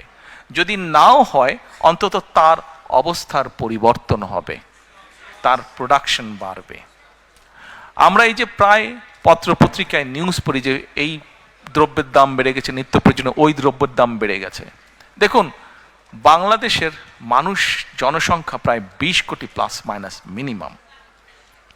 এই জনসংখ্যাকে যদি আপনার ফুড সাপ্লাই দিতে হয়, আমাদেরকে অবশ্যই আমাদেরকে এগ্রিকালচারের প্রোডাকশন বাড়াতে হবে।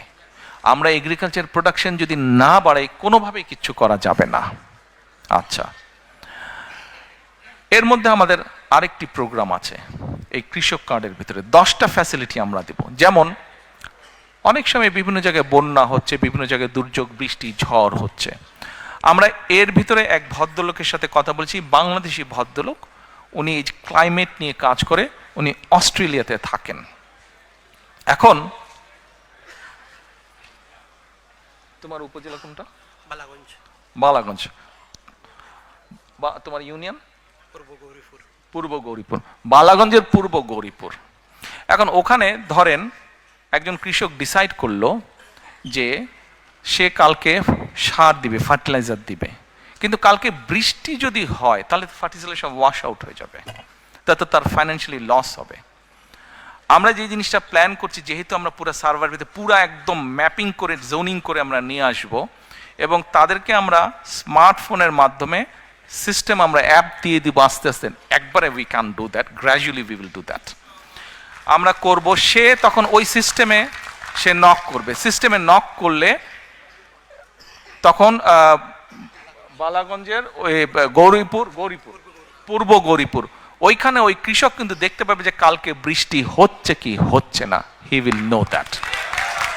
আমরা এই ডিটেল পর্যন্ত আমরা কাজ করেছি।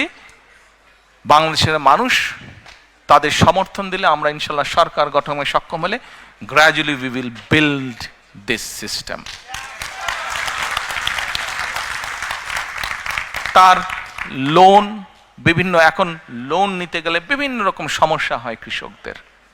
তার কাছে যখন ওই কার্ডটা থাকবে সে সেই ব্যাংকে যাবে, দেওয়ার সাথে সাথে ডিটেল তার সব কিছু চলে আসবে, কত যদি আগের লোন থাকে কি আছে না আছে সব কিছু তার চলে আসবে। অর্থাৎ ক্রেডিট স্কোর, এই দেশে সবাই পরিচিত ক্রেডিট স্কোরের সাথে, তার পুরো ক্রেডিট স্কোর চলে আসবে। আমরা এই কাজগুলো করেছি। দিস ইজ হাউ আমরা আমাদের এগ্রিকালচারকে প্ল্যান করছি। আপনারা হয়তো বলতে পারেন আমাদের অনেক জায়গায় অনেক ফসল হয় কিন্তু কৃষকরা টাইম মতন বাজারে নিতে পারে না, বেচতে পারে না, কোল্ড স্টোরেজ নাই। ইয়েস, আমরা ওটার উপরেও কাজ করেছি। ওটার উপরে আমরা কাজ করি, বিভিন্ন জায়গায় কোল্ড চেন কীভাবে এস্টাবলিশ করা যায়, সেটা বড়ই হোক অথবা পোর্টেবল কোল্ড স্টোরেজ বা কোল্ড চেন হোক, কীভাবে করা যায় সেটার উপরেও আমাদের ওয়ার্ক প্ল্যান করা আছে। এবার আসুন, এখানে একটু আগে শরফু বক্তৃতা দিয়ে গেছে। শরফু বক্তৃতা দিয়েছে আরাফাত রহমান কোকো, একটা অর্গানাইজেশন আছে স্পোর্টসের, সেটা ও বেচারা, ও সহ শেখ সহ কয়েকজন মিলে অনেক বছর ধরে ওরা করছে। From our family we are very grateful to you, যারা তোমরা এটা করেছো, থ্যাংক ইউ। তো এখন ওর কথাটা নিয়ে আসলাম একটু আগে, ও যেহেতু ছিল ওই বিষয়টা নিয়ে স্পোর্টস। দেখেন এখানে আপনারা যারা, আমরা যারা আছি, যাদের স্কুল গোয়িং বাচ্চা ছিল বা আছে, আমরা কিন্তু কি দেখি, স্কুলে যাচ্ছে বাচ্চারা লেখাপড়া করছে, কিন্তু একই সাথে এক্সট্রা ক্যারিকুলাম কিন্তু থাকছে।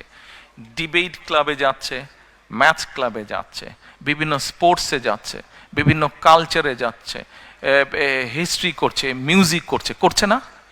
আচ্ছা, ল্যাঙ্গুয়েজও করছে। কিন্তু আমাদের অনেকের পরিচিত বাচ্চা যাদেরকে চিনি আমি, ল্যাঙ্গুয়েজ করছে, কেউ স্প্যানিশ শিখছে, কেউ ফ্রেঞ্চ শিখছে, কেউ জার্মান শিখছে, আছে। আমরা এডুকেশনের মধ্যে, আচ্ছা এডুকেশনে চলে আসলাম, এডুকেশনটা বলে তারপরে স্পোর্টসটা বলছি। আমরা এডুকেশনের মধ্যে এই জিনিসগুলো আনতে চাচ্ছি, এডুকেশনের মধ্যে আমরা এই জিনিসগুলো আনতে চাচ্ছি। আমরা প্রাইমারি এডুকেশনের উপরে জোর দিতে চাই সবচাইতে বেশি। প্রাইমারি এডুকেশনের উপরে একবারে আমরা পারবো না। সারা বাংলাদেশে প্রাইমারি স্কুলে প্রায় 3.5 লক্ষ, 350,000-এর বেশি টিচার আছে, প্রাইমারি টিচার। এখন এই প্রাইমারি টিচারদেরকে আমাদের ট্রেনিং দিতে হবে। কেন ট্রেনিং দিতে হবে? Please don't take it personally, but normally একটা প্র্যাকটিস আছে বাংলাদেশে। What is the practice of getting an appointment as a primary school teacher? যে যেই ছেলে বা মেয়েটা কোথাও চাকরি বাকরি কিছু পাচ্ছে না, আচ্ছা যাও যাও, আমি হেডমাস্টারকে বলে দিচ্ছি ওই প্রাইমারি স্কুলে তুমি টিচার হও। এরকম একটা প্র্যাকটিস আছে, আছে না? অনেক জায়গায় হয় কিন্তু দেশে আছে। But we need to change this. এই ট্রেডিশনটা, এই কালচারটা we need to change. Because এই মাইকটা যদি ভালো না হতো, আমি যতই জোরে বলতাম আপনারা কিন্তু শুনতে পেতেন না। এই মাইকটা ভালো, এবং সেজন্য আমি আস্তে কথা বললে আপনারা শুনতে পাচ্ছেন। তার মানে আমাদের যে ফিউচার জেনারেশন, ছোট ছোট বাচ্চা যারা ফিউচারে যারা ডাক্তার হবে, ইঞ্জিনিয়ার হবে, পলিটিশিয়ান হবে, এই দেশ রান করবে যারা, এই বাচ্চাগুলোকে তো আমাদের প্রপার এডুকেশন দিতে হবে। শুধু ABCD সরে ও সরে আলিফ বেতে এসে পড়লে হবে না, তো প্রপার এডুকেশন দিতে হবে। এডুকেশন কি? এডুকেশনের সাথে তাদেরকে সোশ্যাল ভ্যালুস পর্যন্ত শেখাতে হবে। এখন এই 3.5 লক্ষ টিচারকে কি ঢাকায় বছর বছর এনে ট্রেনিং দেওয়া is very costly, very costly. কিন্তু 3.5 লক্ষ, হোয়াট উই আর প্ল্যানিং, আমরা 1 ট্যাব 1 টিচারে যেতে চাচ্ছি। এই টিচারদেরকে আমরা আস্তে আস্তে আস্তে ডিজিটালাইজ সিস্টেমে, ডিজিটাল সিস্টেমের আন্ডারে আনবো এদেরকে। এদেরকে আমরা not iPad is very expensive, but অনেক কোম্পানি আছে সেম সব কিছু সাপোর্ট, সব কিছু ফ্যাসিলিটি থাকবে, কিন্তু এরকম তাদেরকে আমরা ট্যাবলয়েড দিব, ডিজিটাল ট্যাবলয়েড তাদেরকে দিব। ওটার মধ্যে দিয়ে আমরা তাদেরকে ট্রেনিং দিব। তাদেরকে যেই টিচারগুলো অলরেডি অ্যাপয়েন্ট হয়ে গেছে তাদেরকে তো আমরা বের করে দিতে পারবো না, তাদেরকে আমাদের ট্রেনিং দিয়ে তাদেরকে ইমপ্রুভ করতে হবে, বেটার করতে হবে, স্ট্যান্ডার্ডে আনতে হবে, যাতে ওই বাচ্চাগুলোকে তারা প্রপার এডুকেশন দিতে পারে। অ্যাট দ্য সেম টাইম এখন থেকে আমরা যেই টিচারগুলো, মানে আমরা যখন দায়িত্ব পাবো ইনশাল্লাহ, তারপর থেকে যেই টিচারদেরকে আমরা নিব, আমরা ভালো স্টুডেন্ট যারা, তাদেরকে we will try to appoint as the primary teacher. যারা ভালো স্টুডেন্ট সমাজের, ছেলে হোক মেয়ে হোক। সেই জন্যই আমরা প্রথমেই প্রাইমারি এডুকেশনে আমরা এমফেসাইজ সবচেয়ে বেশি দিতে চাই। বিকজ আজকে যদি আমি ভালো প্রোডাক্ট তৈরি করতে পারি, ফিউচারে আমি ইনশাল্লাহ ভালো রেজাল্ট পাবো। ভালো টিচার মানে আমি ভালো ফিউচার পাবো। আচ্ছা আসেন এখন, এই যে বাচ্চাগুলোকে ক্লাস 1 থেকে শুরু ক্লাস 12 পর্যন্ত আমরা কি কি করব। এদেরকে আমরা যারা স্কুলে পড়েছি বাংলাদেশে আমরা জানি যে কম বেশি 10টা সাবজেক্ট থাকে, 10টা সাবজেক্ট, প্রত্যেকটা 100 মার্ক হয়, প্লাস মাইনাস 1000-এর উপরে মার্কিং হয় পরীক্ষার সময়। আমাদের চিন্তা ভাবনা হচ্ছে যে আমরা সরকার থেকে আমরা ধরেন 5টা খেলা, যেই খেলাগুলো আমাদের ছেলে মেয়েরা খেলে, শুধু ছেলেদের জন্য না, অবশ্যই মেয়েদেরকে আমরা এটাতে ইনক্লুড করছি, ছেলে বা মেয়েরা সাধারণত যেগুলো খেলে ধরেন 6টা খেলা, যেগুলো কিছু থাকবে কমন, কিছু থাকবে পার্টিকুলারলি ছেলেদের জন্য, পার্টিকুলারলি মেয়েদের জন্য। আমরা এই খেলাগুলোকে কম্পালসারি করব অ্যাজ এ সাবজেক্ট। বাচ্চা নিজে চুজ করে নেবে, বাচ্চা নিজে চুজ করে নেবে সে কোনটা। কেউ যদি ফুটবল খেলতে চায় ও ফুটবল খেলবে, কেউ যদি ব্যাডমিন্টন খেলতে চায় ও ব্যাডমিন্টন খেলবে, ও কিন্তু ওকে খেলতেই হবে, একটা স্পোর্টস ওকে করতেই হবে, কম্পালসারি। আচ্ছা, এবার আসেন আরেকটা জিনিস, ওকে আর্ট কালচার আনতে হবে। শুধু পড়ালেখা অবশ্যই দরকার একটা জাতির জন্য, কিন্তু শুধু পড়ালেখা করলে হবে তো না। আর্ট কালচার যদি একটা জাতি না জানে তো কেমন করে হবে? আর্ট এবং কালচার জানতে হবে, হিস্ট্রি জানতে হবে, আবার হেরিটেজ জানতে হবে। আমার হিস্ট্রি না জানলে তো হবে না। কাজেই আমরা চাই আমাদের বাচ্চারা ছবি আঁকা শিখবে, গান শিখবে, কিভাবে মিউজিক ইনস্ট্রুমেন্ট বাজাতে হয় শিখবে। সরকার ব্যবস্থা করবে, এডুকেশন ডিপার্টমেন্ট থেকে ব্যবস্থা করবে কয়েক ধরনের মিউজিক ইকুইপমেন্ট, গান শেখার ব্যবস্থা করবে। বাচ্চা চুজ করবে সে গান শিখবে নাকি সে ইনস্ট্রুমেন্ট। যেমন ব্যক্তিগতভাবে যদি আমাকে বলতে, আমার ছোটবেলা থেকে খুব ইচ্ছা ছিল কিবোর্ড বাজানোর। আমি গিটার প্র্যাকটিস কয়েকদিন শুরু করেছিলাম, কিছুদিন করেছিলাম, কমপ্লিট করতে পারিনি। হাওয়াইয়ান গিটার আমি বাজাতাম, আমার ইচ্ছা ছিল, বাট হয়নি কোনো কারণে। কিবোর্ড বাজানোর শেখার ইচ্ছা ছিল আমার, আই কুড নট, হয়নি। আমার এরকম অনেক বাচ্চা আছে যারা চায়, কিন্তু ফ্যামিলি প্রবাবলি এফোর্ড করতে পারে না, ফ্যামিলি এফোর্ড করতে পারে না। তো ফ্যামিলি যখন এফোর্ড করতে পারে না, তাহলে কি এটা স্টেটের রেসপন্সিবিলিটি না যে সেই বাচ্চাটাকে তার যে কোয়ালিটিটা আছে সেটা সে যাতে প্রকাশ করতে পারে? এটা তো স্টেটের রেসপন্সিবিলিটি। আমরা এই ফ্যাসিলিটিগুলো তৈরি করতে চাই। খেলা গেল, আর্ট গেল, কালচার গেল। এবার আসেন, আমরা ক্লাস 6 থেকে প্রাইমারি শেষ হওয়ার পর থেকে ক্লাস 12 পর্যন্ত আমরা এদেরকে বিভিন্ন ভোকেশনাল এবং টেকনিক্যাল নো হাউ বিভিন্ন জিনিস শেখাবো। আমরা বিভিন্ন জিনিস শেখাবো। যেমন আমরা একটা এক্সাম্পল দিই, এই দেশে আপনারা অনেকেই যারা আসেন, যেমন এখানে কি জানি বলে, অনেকেই আছেন, যেমন আমাকে মহিদুর রহমান সাহেব বলেছেন যে উনি যখন প্রথম রেস্টুরেন্ট দেন উনি নিজেই সার্ভিং এর কাজ করতেন, মনে আছে? আপনি বলেছিলেন আমাকে, কয়েছেন আমাকে একদিন বলেছে যে ও নিজেও প্রথমে কাজ করতো। কিন্তু ধরেন একটা ছেলে এই যে রেস্টুরেন্টে কিভাবে খাবার দিতে হয়, কিভাবে শেফের কাজ করতে হয়, অথবা কিভাবে ডাইনিং সাজাতে হয়, এটা যদি আপনি একটা ছেলে বা একটা মেয়েকে যদি প্রপারলি ইনস্টিটিউশন মাধ্যমে শিক্ষা দিতে পারেন উইথ আদার কোয়ালিটিস ক্যারিকুলাম, কি ও স্পোর্টসে ভালো, ও মিউজিকে ভালো, এবং সাথে ইংলিশ ল্যাঙ্গুয়েজ জানে, সাথে সেকেন্ড আরেকটা ল্যাঙ্গুয়েজ জানে। ইংলিশের বাইরে যদি আপনি বলেন সেকেন্ড আরেকটা ল্যাঙ্গুয়েজ জানে, তাহলে একটা বাচ্চা, একটা ছেলে বা মেয়ে ক্লাস 12 পর্যন্ত ও পড়ালেখায় মোটামুটি, বাট ইংলিশটা মোটামুটি সে ভালো পারে, সাথে জার্মান বা ফ্রেঞ্চ ভালো পারে, স্পোর্টস জানে, আর্ট জানে, ডিবেট করতে পারে, ভোকেশনাল ট্রেনিং অথবা স্পেশাল কোনো এরকম হোটেল ম্যানেজমেন্ট ট্রেনিং তার আছে। এখন বলেন তো এই বাচ্চাটাকে কে কোথায় আটকে রাখতে পারবে? ও যদি বিদেশে কোথাও যায় জবের কোনো প্রবলেম হবে? এতগুলা কোয়ালিটি যার মধ্যে আছে, জবের কোনো প্রবলেম হবে না। হ্যাঁ, আপনি বসেন, আসছি। আমরা ওকে বাচ্চাদেরকে কি কি শেখাবো? আমাকে যদি এই মুহূর্তে বলেন, অনেকের মধ্যে হয়তো ইটালিতে গিয়েছেন, ইউরোপের আরো অনেকগুলো দেশ। বাংলাদেশের পপুলেশন যদি আমরা ডাইনামিকটা দেখি, তাহলে আমরা দেখব কি ইয়াং জেনারেশনের সংখ্যা বেশি, এল্ডারলি জেনারেশনের সংখ্যা কম। কিন্তু আমরা ইউরোপের অনেক দেশে আমরা যদি যাই, আমরা দেখব যে এল্ডারলি জনসংখ্যা বেশি, ইয়াং জেনারেশন কম। ইভেন ইটালিতে গ্রামের পর গ্রাম খালি হয়ে যাচ্ছে, জাপানে গ্রামের পর গ্রাম খালি হয়ে যাচ্ছে, ইভেন চায়নাতে এই সমস্যা শুরু হয়েছে। এখন ধরেন একটা ছেলে বা মেয়ে ইটালিয়ান ল্যাঙ্গুয়েজ পারে, ইংলিশ তো পারেই, জাপানিজ ল্যাঙ্গুয়েজ পারে, তাহলে এই বাচ্চাটা যখন যাবে উইথ আদার কোয়ালিফিকেশন, ওকে কে আটকে রাখবে? আমরা সেই জন্য চিন্তা করেছি, আমরা যেই সাবজেক্টগুলো, ল্যাঙ্গুয়েজ কোর্সগুলো অ্যাড করব। ভালো লাগছে? কন্টিনিউ করব? আমরা তাদেরকে German, French, Japanese, Mandarin and Arabic, এই কয়টা। আচ্ছা, বলতে পারেন অ্যারাবিক কেন? বাংলাদেশে বছরে 8 থেকে 10 লক্ষ মানুষ বিদেশে যাচ্ছে। এই 8 থেকে 10 লক্ষের মতন প্রায় 7 লক্ষ মানুষ মিডল ইস্টে যাচ্ছে। কিন্তু আনফর্চুনেটলি এই 7 লক্ষ মানুষ খুব লো পে স্কেলের কাজ করছে। আমরা এটাকে একটা অর্গানাইজ ওয়েতে নিয়ে আসতে চাচ্ছি। যেই মানুষগুলো মিডল ইস্টে যাচ্ছে, তাদেরকে যদি আপনি মিডল ইস্টে যেই কাজগুলো হয়, যেই জবগুলো বেশি পাওয়া যায়, সেই রিলেটেড ট্রেনিংগুলো যদি তাদেরকে দিতে পারেন, সেই related training with the language আপনি যদি তাদেরকে রেডি করতে পারেন, তাহলে যে মাসে $100 বেতন পাচ্ছে, ইজিলি সে $500 বেতন পাবে। ভ্যালু অ্যাড হচ্ছে।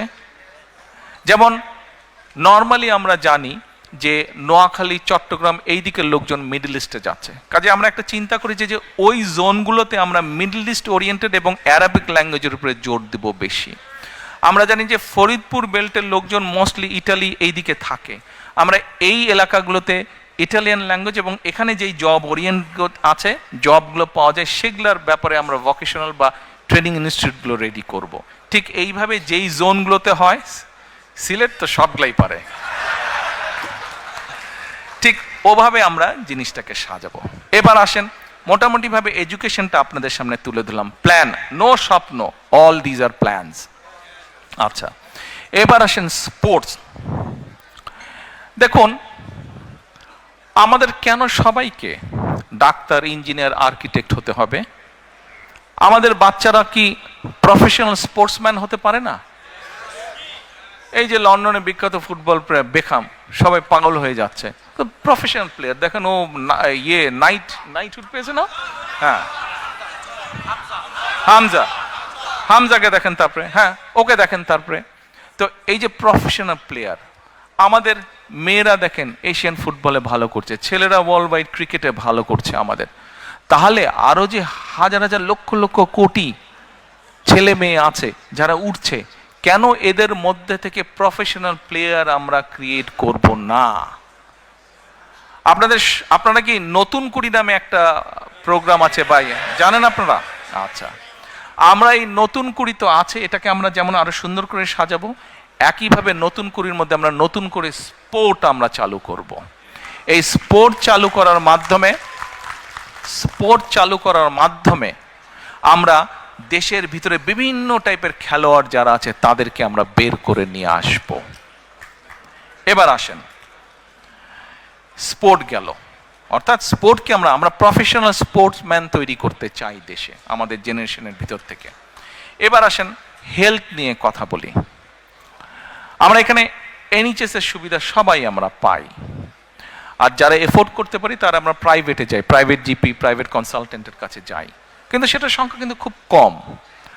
বাংলাদেশে চিন্তা করে দেখেন, 20 কোটি মানুষ, এই 20 কোটি মানুষকে আপনি কিভাবে হেলথ ফ্যাসিলিটি দিবেন, কিভাবে তাকে বেসিক হেলথ ফ্যাসিলিটি দিবেন, এটা কি আমরা কখনো চিন্তা করেছি? 20 কোটি মানুষকে কিন্তু প্রত্যেককে এইভাবে হেলথ ফ্যাসিলিটি দেওয়া কিন্তু ভেরি এক্সপেন্সিভ এবং ভেরি ডিফিকাল্ট ব্যাপার, নিয়ার টু ইম্পসিবল। তো এখন ইউরোপে কিন্তু একটা কাজ এরা শুরু করেছে, প্রিভেনশন। নিশ্চয়ই বাই নাও আপনারা অনেকেই পরিচিত প্রিভেনশন। আমাদেরকে এই প্রিভেনশনে যেতে হবে। আমরা যদি গ্রামের দিকে যাই, জেলা উপজেলায় যাই, আমরা তাহলে কি দেখি? ম্যাক্সিমাম রোগী কি কার্ডিয়াক পেশেন্ট, অর্থাৎ হার্টের রোগী, কিডনি ডায়ালিসিস, তারপরে আপনার ডায়াবেটিক পেশেন্ট, এই তিনটা কিন্তু খুব দেখা যায়। আমরা চিন্তা করেছি, কেন এই জিনিসটা চিন্তা করলাম, প্রিভেনশনটার উপরে আরো বেশি চিন্তা করলাম কেন? একটা এক্সাম্পল দেই। ধরেন সিলেট মেডিকেল কলেজ, এটা তো সিলেট শহরে, তাই না? মেডিকেল কলেজ, এই মেডিকেল কলেজ কত বেডের?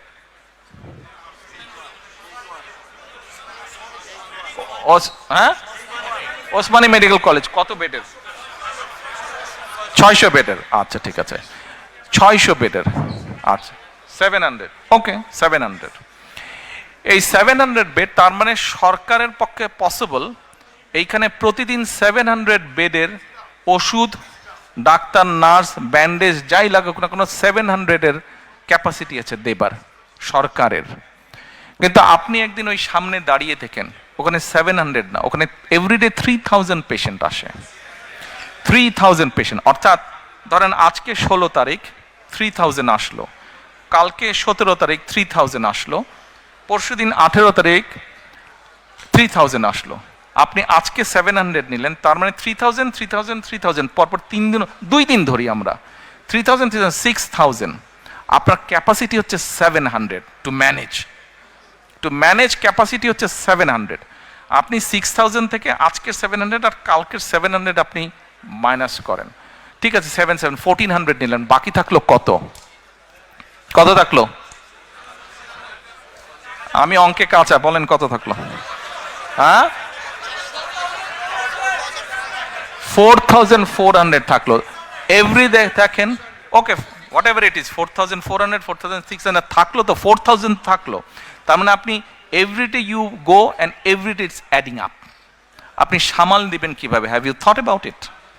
কিভাবে আপনি সামাল? আপনি চেষ্টা করলেও পারবেন না, চাইলেও পারবেন না। আপনার ডাক্তার, নার্স সবাই টায়ার্ড হয়ে একসময় পড়ে যাবে, পারবেন না, ইউ ক্যানট ম্যানেজ।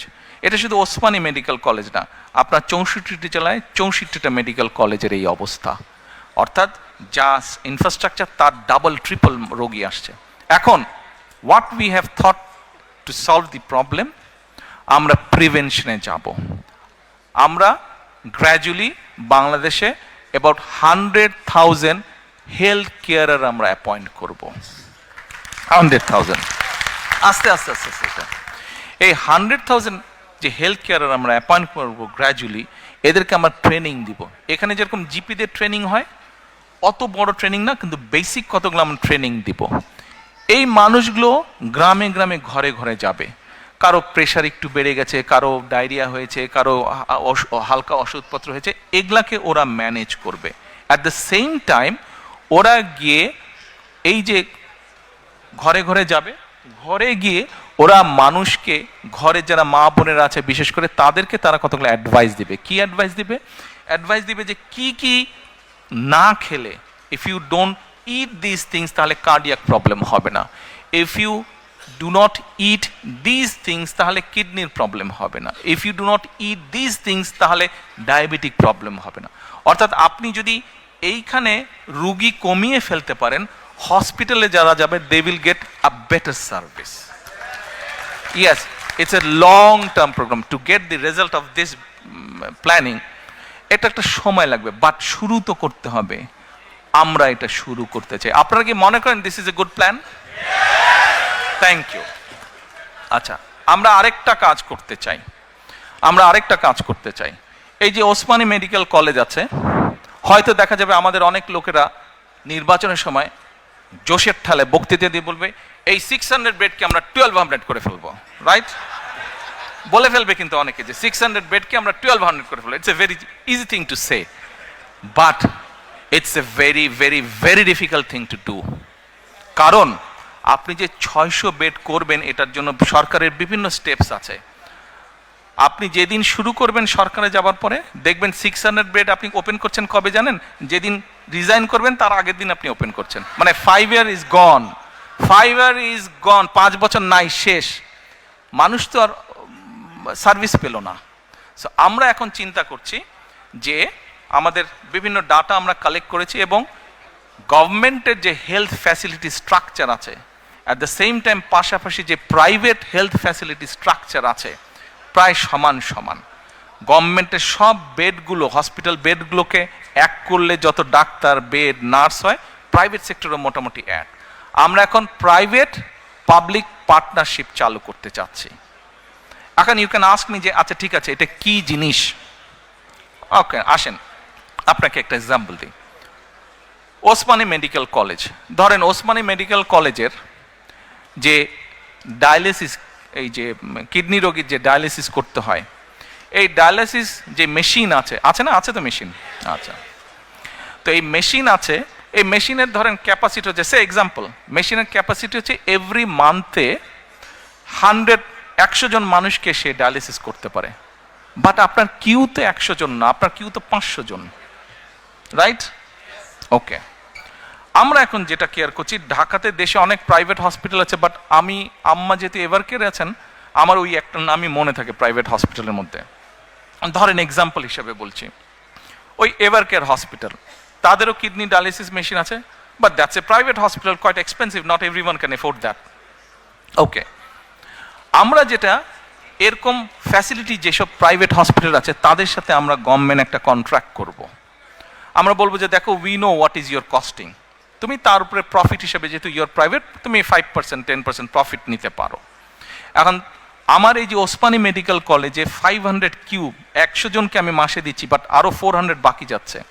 ওই 101 থেকে ওর ধরেন এভারকেয়ার হসপিটালে ওর ধরেন যে ইয়ে মেশিনটা আছে, ডায়ালিসিস মেশিনটা, সেখানে they get only say 25 patients, বাকি 75 তার খালি থাকছে। এই যে এখানে যে কিউ হয়েছে, এই কিউ থেকে নিয়ে আমরা 75 পেশেন্ট ওদেরকে দেব, and the cost we will bear. তাতে যেটা হচ্ছে, গ্রামের কৃষক বলেন, স্কুল প্রাইমারি শিক্ষক বলেন, একজন গৃহিণী বলেন, মসজিদের ইমাম সাহেব বলেন, এদের মতন মানুষগুলো এভারকেয়ারের মতন হসপিটালে ট্রিটমেন্ট পাচ্ছে with a very minimum cost, যেই কস্টটা গভর্নমেন্ট বিয়ার করবে। আর সবচেয়ে বড় বেনিফিট হচ্ছে, আপনাকে যে মানুষ ইলেক্ট করে পাঠালো দেশ পরিচালনার জন্য, আপনি 5 ইয়ার্স টাইম নিলেন না তাকে সার্ভিস দেওয়ার জন্য, 3 to 6 মান্থসের মধ্যে আপনি তাকে সার্ভিসটা দিতে পারলেন। তাহলে মানুষগুলো, দেশের সাধারণ মানুষ সার্ভিসটা পাটাপাট কুইক সার্ভিসটা পেল, রাইট? আইডিয়াটা ঠিক আছে না রং আছে? ওকে, আপনারা মনে করেন should we implement this if we ইনশাআল্লাহ গেট দি অপরচুনিটি? কে করবো এরকম? ওর পিছনে বোঝে না, এরা বোঝে নাই, হেলথ পলিসি বোঝে নাই, করবো? আচ্ছা ঠিক আছে। No, I won't. বসো। আচ্ছা, না এখানে আমরা কোয়েশ্চেন আনসার করছি না, আমি আমার কতগুলো প্ল্যানিং আপনাদের বলছি। আচ্ছা, কৃষি গেল, হেলথ গেল, এডুকেশন গেল, এবার আসেন একটা বিরাট একটা ইম্পর্টেন্ট ইস্যু আছে। এটা বলে মোটামুটি ভাবে আমি আমার বক্তব্য শেষ করে নিয়ে আসবো, 9টা বাজে, অনেক দূর যেতে হবে অনেককে। আচ্ছা, আরেকটা ভেরি ইম্পর্টেন্ট বিষয় আছে। একটু আগে আমি একটা কথা বলেছি, আমাদের পপুলেশনের বিরাট একটা মেজরিটি অংশ হচ্ছে কি, মেজরিটি অংশ হচ্ছে ইয়াং জেনারেশন, ছেলে হোক মেয়ে হোক, ইয়াং জেনারেশন। এখন আপনি যত গার্মেন্টস করেন, কত গার্মেন্টস করবেন, আপনি কত মিল ফ্যাক্টরি করবেন, সবাইকে তো এখানে চাকরি দিতে পারবেন না, and not everyone is interested to get job in those places, তাই না? মানুষের বিভিন্ন কোয়ালিটি আছে। আমরা এই ইয়াং ছেলে মেয়েদের বিভিন্ন, যেমন ধরেন এইখানে অনেককে দেখলাম একটু আগে, এই যে এখনো চলছে, এই যে ডাইরেক্ট টেলিকাস্ট করছে ফেসবুকে অথবা এতে ডাইরেক্ট করছে, এই যে অনেকগুলো এখানে আছে, চারিদিকে তাকালে দেখ। এখন এদের মধ্যে এই যে যারা করছে, শখে যারা করছে, হ্যাঁ দেখেছি আপনাকে, এদের মধ্যে অনেকে কিন্তু আছে, তাদের অসম্ভব কোয়ালিটি আছে, সে কন্টেন্ট মেকিং, অনেক ইয়াং ছেলে মেয়ে আছে কন্টেন্ট মেকিং, কিন্তু কন্টেন্ট মেকিং এর প্রপার পলিসি আমাদের দেশে নাই, কন্টেন্ট মেকিং এর প্রপার পলিসি নাই। এখন আমরা যদি সেই পলিসিগুলো কি কি হবে, আমরা যারা করে তাদের সাথে কথা বলছি, তারা ওই স্ট্রাকচারটা তৈরি করছে। অ্যাট দ্য সেম টাইম এই কন্টেন্টটা সে হয়তো এখন ছেড়ে দিচ্ছে, যখন অনলাইনে হয়তো $50 পাচ্ছে, সে 20 পাউন্ড সে পাচ্ছে, কিন্তু সেই 20 পাউন্ডটা আবার বিভিন্ন যে ইন্টারন্যাশনাল যেটা ফাইন্যান্স ট্রান্সফারের যে মিডিয়া, সেটাও নাই, ফলে সে ডাইরেক্ট পাচ্ছে না। তার হয়তো বন্ধু বান্ধব লন্ডনে আছে, সে তার অ্যাকাউন্টে দিচ্ছে, ওখান থেকে আবার তাকে দেশে দিচ্ছে, এটাই হচ্ছে কিন্তু ফ্যাক্ট। এখন আমরা যে গেটওয়ে আছে, বিভিন্ন ইন্টারন্যাশনাল মনিটারি গেটওয়ে আছে, এদের সাথে আমরা কথা বলছি যে ভাই আমাদেরকে এই ব্যবস্থাটার অ্যাডভান্টেজ দেওয়া। ফলে হচ্ছে কি, যে কন্টেন্ট মেক করছে, যেই ছেলে মেয়েগুলা কন্টেন্ট মেক করছে, তারা কন্টেন্ট মেক করলে তাদের পেমেন্টটা যেমন ডাইরেক্টলি পাচ্ছে, পলিসি যখন স্টেট গভর্নমেন্ট যখন পলিসি তৈরি করবে, ভাই আমাকে একটু টাইম দেন, আমি তাড়াতাড়ি শেষ করে দেবো, আপনারা পরে কথা বলেন, হ্যাঁ পরে কথা বলেন, তখন হবে কি, তার ইনকামটা বেড়ে যাবে। তারপরে আসেন, আমাদের অনেক ইয়াং ছেলে মেয়ে আছে, তাদেরকে আমরা যেটাকে ডাটা বলি বাংলাদেশি খুব সেটাকে এমবি বলে ডাটাটাকে। তো ডাটা ইজ কোয়াইট এক্সপেন্সিভ বাংলাদেশে, কিন্তু আমাদের অনেক ছেলে মেয়ে আছে ধরেন তারা অনলাইনে করে আপনার বিভিন্ন বিজনেস করে, ধরেন এই যে ইবের মতন বিজনেস করে।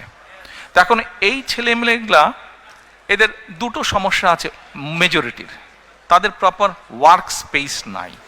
হয়তো যেই মেসে থাকে বা হলে থাকে, ও স্টুডেন্ট হলে থাকে, সেখানেই বসে হয়তো সে কাজ করছে। এই স্বৈরাচারের সময় মেগা প্রজেক্টের নামে অনেক সায়েন্স পার্ক না কি জানি তৈরি করেছে, কিন্তু আপনারা যদি যান প্রায় 34-35টার মতন তৈরি করেছে বিভিন্ন ডিস্ট্রিক্টে। কিন্তু আপনারা যদি যান দেখবেন যে ম্যাক্সিমামগুলা ভূতের বাসা হয়ে আছে, ঘোস্ট হাউস হয়ে আছে, আর কতগুলা মোটামুটি কিছু লোক নিয়ে ওখানে কমিউনিটি সেন্টার করে বিয়ে শাদীর অনুষ্ঠান হচ্ছে।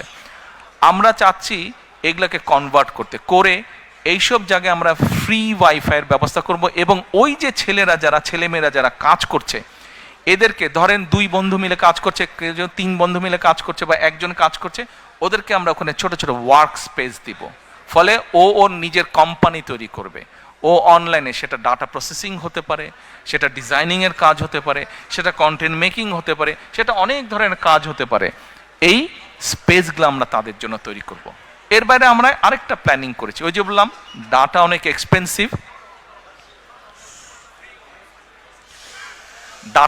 এক্সপেন্সিভ, আমরা কতগুলো ইম্পর্টেন্ট জায়গাতে পাবলিক প্লেসে, ইউনিভার্সিটির হল, ইউনিভার্সিটির লাইব্রেরি, কলেজের লাইব্রেরি, বিভিন্ন পাবলিক ইম্পর্টেন্ট স্পেস, তারপরে একটু ভালো ভালো ডিস্ট্রিক্ট টাউনে ভালো ভালো ক্যাফেটেরিয়া আছে, এইসব জায়গাতে আমরা 1 ঘন্টা থেকে 1.5 ঘন্টার জন্য আমরা ওয়াইফাই ফ্রি করে দিব। আপনারা যখন ওয়েস্টফিল্ডে যখন যান, ওয়েস্টফিল্ডে গিয়েই কিন্তু অনেকে কি করে তাড়াতাড়ি ওয়েস্টফিল্ডের ওয়াইফাইয়ের সাথে কানেক্ট করে নেন আপনারা, কিন্তু ওখানে একটা সিস্টেম আছে, আপনাকে ইমেল অ্যাড্রেস দিতে হবে, নাম দিতে হবে, কতগুলো ফর্মালিটিস আছে। এই ফর্মালিটিসগুলো ওখানেও থাকবে সাথে। এখন কোনো কিছুতে নাথিং ইজ ফ্রি, তাই না? Nothing is free. এখন ওই যে ওখানে যে ইন্টারনেটটা সার্ভিস হবে, ওখানে যে থাকবে, ওটা তো একটা খরচ আছে। খরচটা কিভাবে হবে? আমরা বিভিন্ন বিজনেস হাউসের সাথে কথা বলবো, যারা বিভিন্ন রকম প্রোডাক্ট বানায়, কমোডিটি প্রোডাক্ট, তাদেরকে বলবো যে ভাই তোমরা এটাতে অ্যাড দিবা কিনা। অ্যাড দিবে, কাজেই যে লগ ইন করবে তাকে হয়তো 1 মিনিটের জন্য একটা অ্যাড দেখতে হবে। অ্যাডটা হয়ে গেল, তারপরে he or she can start doing their jobs. এর বাইরে বিভিন্ন রকম ভোকেশনাল ইনস্টিটিউট, বিভিন্ন রকম টেকনিক্যাল ইনস্টিটিউট, যেমন আমাদের দেশে আপনি যদি যান ব্লাড নিবে, এরকম টেকনিশিয়ানের অভাব আছে। এই যে আমরা প্রায় শুনি যে ফিলিপাইন থেকে নার্স যাচ্ছে, কেরালা থেকে নার্স যাচ্ছে, তা আমাদের মেয়েরা, আমাদের ছেলেরা কেন পারবে না? কিন্তু প্রপার ইনস্টিটিউশনগুলো এখনো গড়ে ওঠে নাই। আমরা এই টাইপের ইনস্টিটিউশনগুলো আমরা আস্তে আস্তে গড়ে তুলতে চাই। এইভাবে আমরা জব ক্রিয়েট করতে চাই, এইভাবে জব ক্রিয়েট, যাতে করে আমাদের ভবিষ্যৎ ছেলেমেয়েরা একটা ডিগনিফাইড লাইফ নিয়ে ডিসেন্টভাবে যাতে তারা বেঁচে থাকতে পারে। প্রিয় ভাই বোনেরা, আপনাদের সামনে সংক্ষেপে আমি আমার কতগুলা পরিকল্পনা তুলে ধরলাম। আজকে বিজয় দিবসের আলোচনা, ব্যানার নাই, বিজয় দিবসের আলোচনা, ওই তো ব্যানার, ইয়েস, বিজয় দিবসের আমাদের আলোচনা। এই বিজয় দিবসের আলোচনায়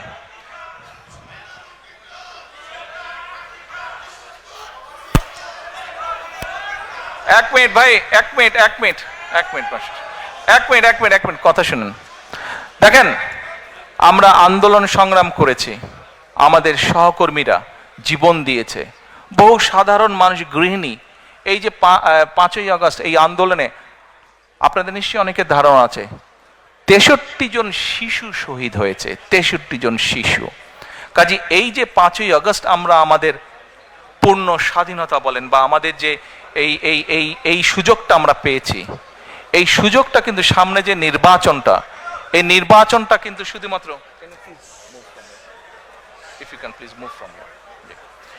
এই সুযোগটা, এই যে নির্বাচনের সুযোগটা, এটা কিন্তু কোনো এক্সপেরিমেন্ট অথবা এক্সপেরিয়েন্সের সুযোগ না। কিন্তু আগামী যে সময়টা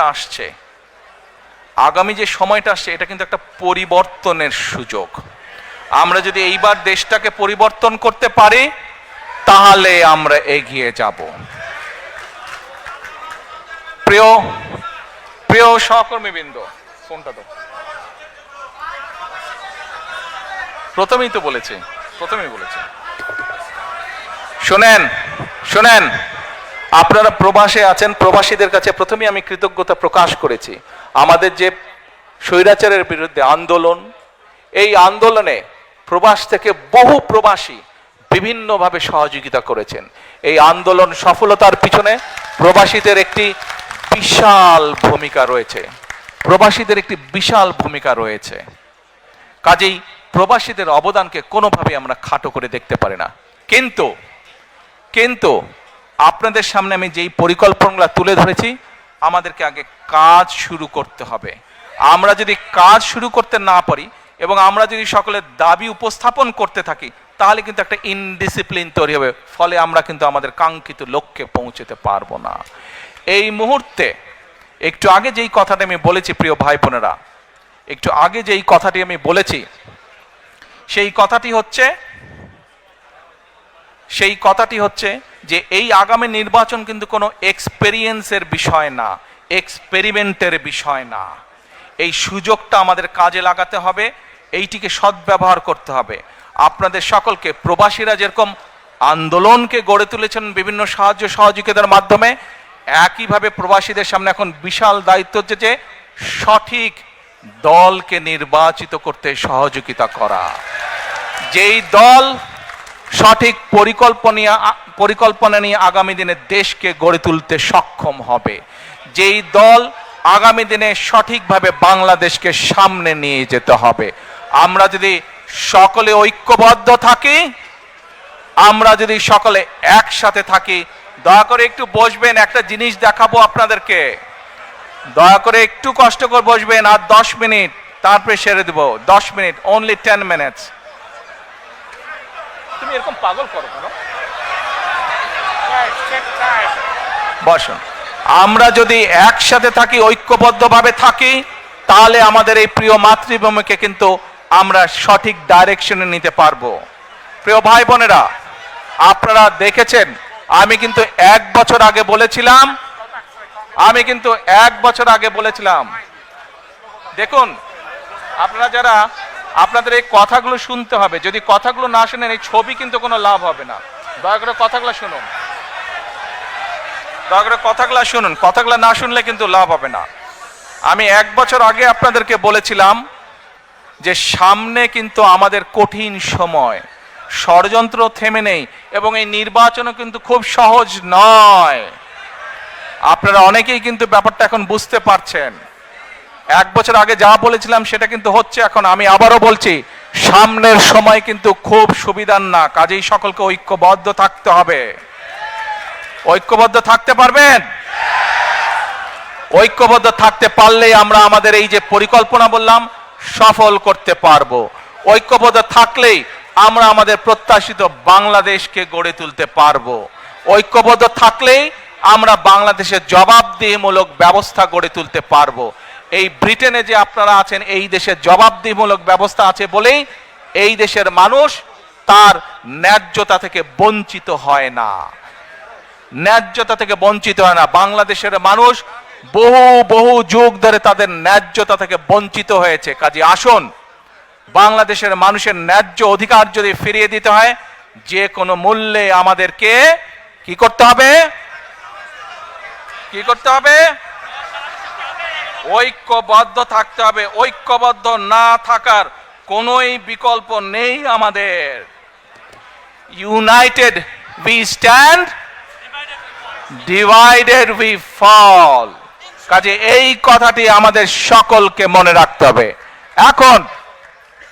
এখন প্রিয় ভাই বোনেরা, আপনাদেরকে আমি ছোট্ট 2 মিনিটের মধ্যে 1 মিনিটের একটা ভিডিও দেখাতে চাই। কে কে ভিডিওটা দেখতে চান না হাত তুলেন। কারা দেখতে চান না? কারা দেখতে চান না হাত তুলেন। আর কারা দেখতে চান? ধন্যবাদ। কিন্তু দেখতে হলে একদম কোয়াইট হতে হবে, একদম কোয়াইট হতে হবে দেখতে হলে। এ ভাই, অন মাই রাইট সাইড, আপনারা বসেন, দয়া করে আপনারা বসেন। আপনারা সবাই দেখতে, আমার ডান সাইডে যারা আছেন, সামনে যারা আছেন, আপনারা দেখতে অনেক সুন্দর, অনেক ছবি উঠেছে। এখন বসেন, দয়া করে এখন বসেন। আপনাদেরকে আমি যে ভিডিওটি আপনাদেরকে যে ভিডিওটি আমি দেখাবো, এতক্ষণ গত আধা ঘন্টা যাবত আমি যেই কথাগুলো আপনাদেরকে বললাম 1 মিনিটের সেই আছে। আজকে এই ভিডিওটি দেখার পরে যদি আপনারা ভিডিওটির অর্থ বুঝতে পারেন, তাহলে আমি বুঝে নেব যারা কষ্ট করে আজকে এখানে এসেছেন তাদের আশাটা এখানে সফল হয়েছে। এই ভিডিওটি দেখে যদি এর অর্থ আপনারা বুঝতে পারেন, তাহলে আমি বুঝবো আগামীর প্রত্যাশিত বাংলাদেশ গড়ে তোলার জন্য আপনারা শপথবদ্ধ। আর যদি বুঝতে না পারেন, দুর্ভাগ্যজনক ব্যাপার। এখন আমি আমার বক্তব্য শেষ করব, তবে বক্তব্য শেষ করার আগে এবং ভিডিওটি দেখানোর আগে আপনাদের সকলকে আমি একটি বিনীত অনুরোধ করতে চাই। করব? সত্যি? আচ্ছা, কি সেই বিনীত অনুরোধ? প্রিয় ভাই বোনেরা, আপনাদের সাথে আমি 18 বছর ছিলাম। বিভিন্ন সময়ে বিভিন্ন অনুষ্ঠানে অনেক মানুষের সাথে দেখা হয়েছে। আপনাদের সাথে বহু স্মৃতি আমার রয়ে গিয়েছে। আপনাদের সাথে বহু দুঃখ কষ্ট আমি শেয়ার করেছি।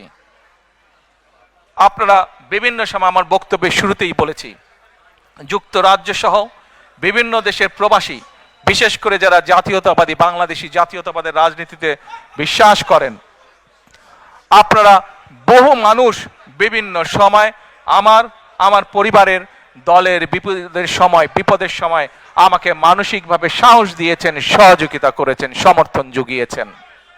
আজকে বিশেষ করে লন্ডনে যারা আছেন, বিশেষ করে তোমরা যারা ইয়াং আছো, ছবি তোলার জন্য পাগল হয়ে যাচ্ছ, প্রত্যেকের কাছে আমার একটি অনুরোধ, 25 তারিখে ইনশাআল্লাহ আপনাদের দয়া আল্লাহর রহমতে আমি দেশে ফিরে যাব। কিন্তু এখানে উপস্থিত, এই ঘরে উপস্থিত প্রত্যেকটি মানুষের কাছে আমার অনুরোধ, দয়া করে কেউ আপনারা এয়ারপোর্টে সেদিন যাবেন না। দয়া করে কেউ আপনারা এয়ারপোর্টে যাবেন না আপনারা। কারণ এয়ারপোর্টে গেলে একটি হট্টগোল তৈরি হবে এবং মানুষ জানবে যে এরা সব বাংলাদেশি, এবং দেশের সুনাম নষ্ট হবে, দলের সুনাম নষ্ট হবে। যারা এয়ারপোর্টে যাবেন না, যারা সেদিন এয়ারপোর্টে যাবেন না, আমার আজকের এই অনুরোধ যারা রাখবেন, আমি ধরে নিব তারা দল এবং সর্বোপরি দেশের সম্মানের প্রতি মর্যাদা রাখবেন। আর আমার মানা করা সত্ত্বেও, আমার অনুরোধ করার পরেও যারা যাবেন, আমি ধরে নিতে বাধ্য হব যারা ব্যক্তিগত স্বার্থের জন্য সেখানে গিয়েছেন। কাজেই আপনাদের কাছে বিনীত অনুরোধ রেখে আমার বক্তব্য শেষ করছি। সেই 1.5 মিনিটের ভিডিওটির দেখার অনুরোধ করছি। প্রিয় ভাই বোনেরা, সকলের কাছে দোয়া চেয়ে যাচ্ছি, আপনারা দয়া করে দোয়া করবেন, দেশনেত্রী খালেদা জিয়ার জন্য দোয়া করবেন। আপনাদের সামনে যে পরিকল্পনা তুলে ধরেছি, আল্লাহ যাতে আমাকে তৌফিক দেন দেশ এবং দেশের মানুষের জন্য সেই কাজগুলো যাতে সম্পূর্ণ করতে পারে। আল্লাহ হাফেজ। বাংলাদেশ জিন্দাবাদ। বাংলাদেশ জাতীয়তাবাদী দল জিন্দাবাদ। আসসালামু আলাইকুম।